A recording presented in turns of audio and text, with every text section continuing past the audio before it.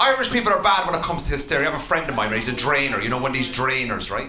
He's miserable, negative Nancy, right? Everything is miserable. Right? Hates his job but never applies for a new one, right? You know, one of these fellas, right? I said to him there recently, I said, I'm flying over to England to do some gigs. He was like, Jesus Christ, Andrew, will you be careful? You're flying over to England. There was a plane crash in Malaysia 5 years ago. So I'm not flying the fucking thing, right? I live in Belfast, right? I live up in Belfast and love Belfast. Lived there a week a month and I live over here as well. I kind of commute and I love Belfast. It's a great city, right? Said to my friend, same friend, I said, listen, I've got to pop up to Belfast for a couple of days, but I'll be back. And he looked at me and he went, Jesus, Mother of God, Andrew, pray for the souls of the departed. Will you just be careful up in Belfast? And I'm like, he hears the word Belfast, he's triggered. He goes back to the 70s, the 80s and the 90s, right? And I said to him, hold on a second now. I said, Belfast is a really cool place. It's very peaceful up there. It's a really great up-and-coming European/non-European city, right? I said, it's very cheap. You can buy a house for the price of a Twix, right? I said, the people are very friendly. I said, why is it when I say the 70s, the 80s, the 90s, you think of the past? I said, Belfast has moved on, you need to move on as well. And he looked at me and he goes, oh no, Andrew, no.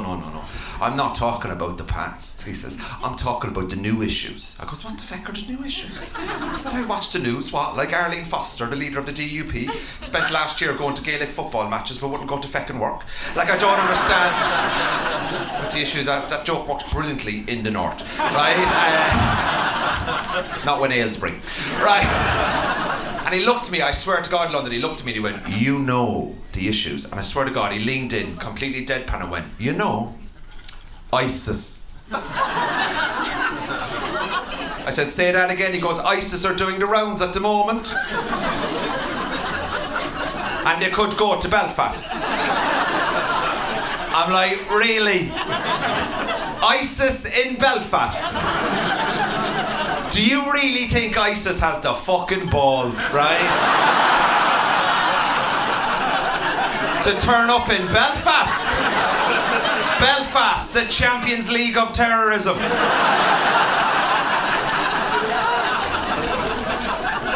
If there was anything that was going to bring two communities together in the north of Ireland, right?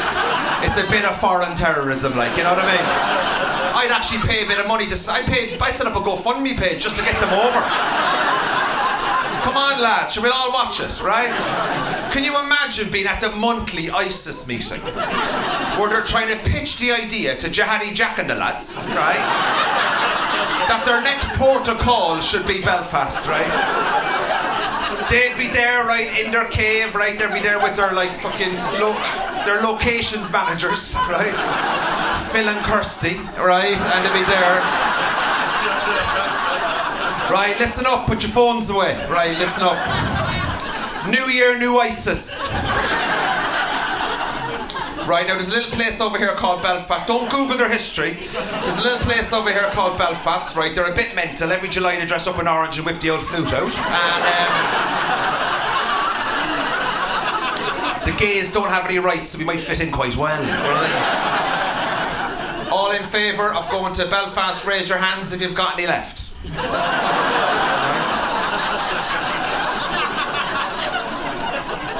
Be some crack though, wouldn't it?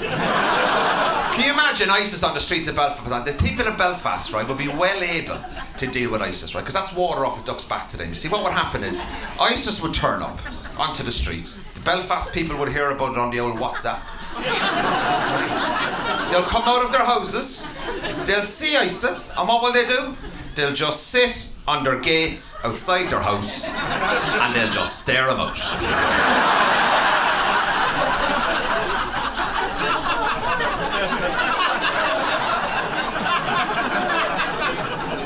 Alright, Jerry, come out here and have a look at these wee boys, Jerry.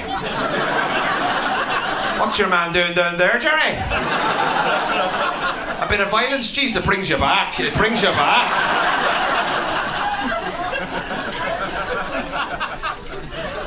Jerry, I think it's time to call the boys. Aye, because we're getting the fucking band back together, Jerry. Jerry, will you look at the head in your man? Look at the wee headlam. Is he a Catholic Muslim or a Protestant Muslim, Jerry? Which one is he?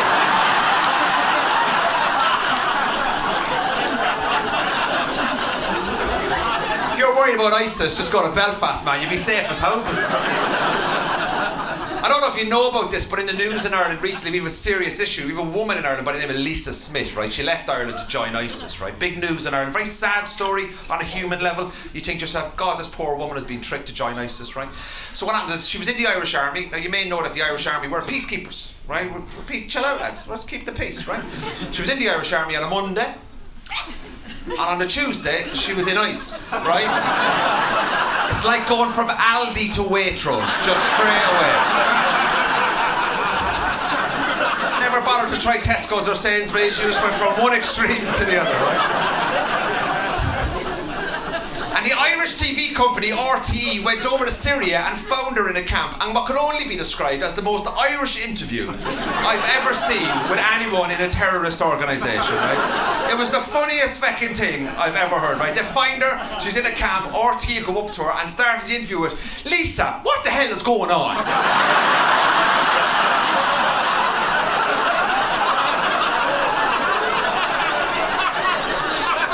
And she replied with, I know, yeah, it hasn't really worked out.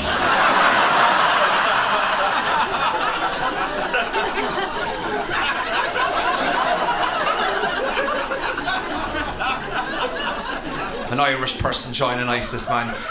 But you know what the real issue here is? The real issue that people don't see with this story, the real story that's here, is that an Irish person has had to leave Ireland to join a terrorist organisation. What sort of a country have we become? When you can't even look after your own terrorists, like. We need to invest in our people. We might need them in a couple of months. Some jokes from me there, ladies.